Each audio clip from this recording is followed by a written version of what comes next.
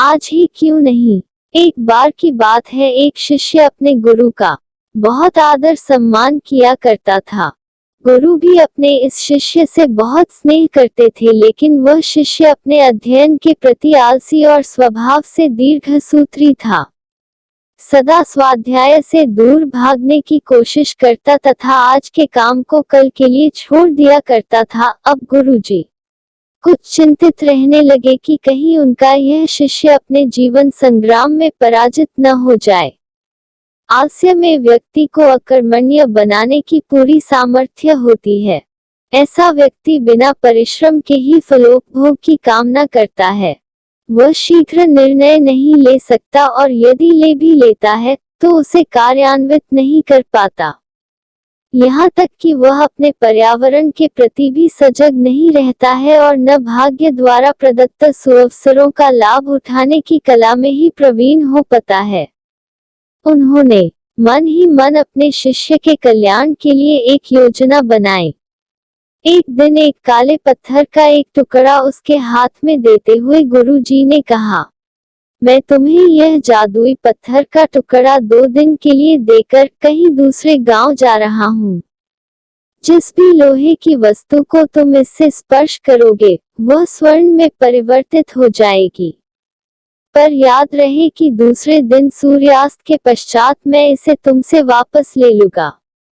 शिष्य इस सुअवसर को पाकर बहुत प्रसन्न हुआ, लेकिन आलसी होने के कारण उसने अपना पहला दिन यह कल्पना करते करते बिता दिया कि जब उसके पास बहुत सारा स्वर्ण होगा तब वह कितना प्रसन्न, सुखी, समृद्ध और संतुष्ट रहेगा। इतने नौकर चाकर होंगे कि उसे पानी पीने के लिए भी नहीं उठाना पड़ेगा। फिर दूसरे दिन जब वह प्रातः काल जागा, उसे अच्छी तरह से स्मरण था कि आज स्वर्ण पाने का दूसरा और अंतिम दिन है। उसने मन में पक्का विचार किया कि आज वह गुरुजी द्वारा दिए गए काले पत्थर का लाभ जरूर उठाएगा।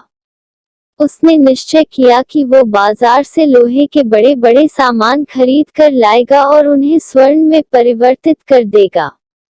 दिन बीतता गया, पर वह इसी सोच में बैठा रहा कि अभी तो बहुत समय है, कभी भी बाजार जाकर सामान लेता आएगा।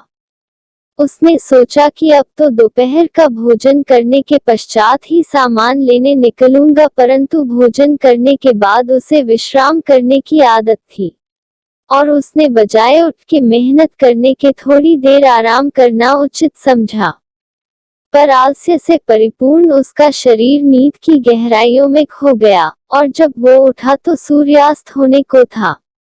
अब वह जल्दी जल्दी बाजार की तरफ भागने लगा, पर रास्ते में ही उसे गुरुजी मिल गए। उनको देखते ही वह उनके चरणों पर गिरकर उस जादुई पत्थर को एक दिन और अपने पास रखने के लिए याचना करने लगा, लेकिन गुरुजी नहीं माने और उस शिष्य का धनी होने का सपना चूर चूर हो गया।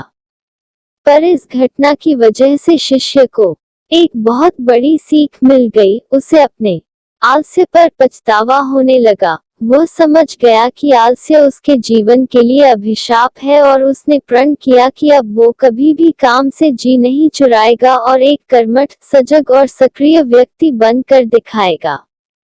कहानी की शिक्षा। दोस्तों, जीवन में हर किसी को एक से बढ़कर एक अवसर मिलते हैं, पर कई लोग इन्हें बस अपने आलस्य के कारण गंवा देते हैं।